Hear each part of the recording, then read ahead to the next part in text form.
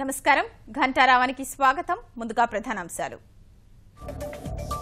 మంత్రుల శాఖలో ఇవాళే ఖరారయ్యే అవకాశం రేపు మధ్యాహ్నం 3 గంటలకు మంత్రివర్గ సమావేశం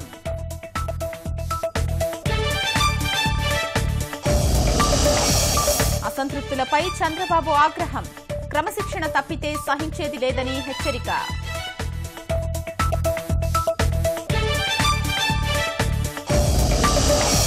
బంగాళాఖాతం సముద్ర గర్భంలో పర్వత శ్రేణులో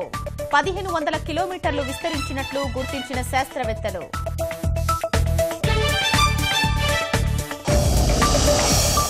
గుక్కెడు నీళ్లు దొరక్క పోలవరం ముంపు బాధితుల ఇబ్బందులు పునరావాస కాలనీల్లో సౌకర్యాలు కల్పించని అధికారులు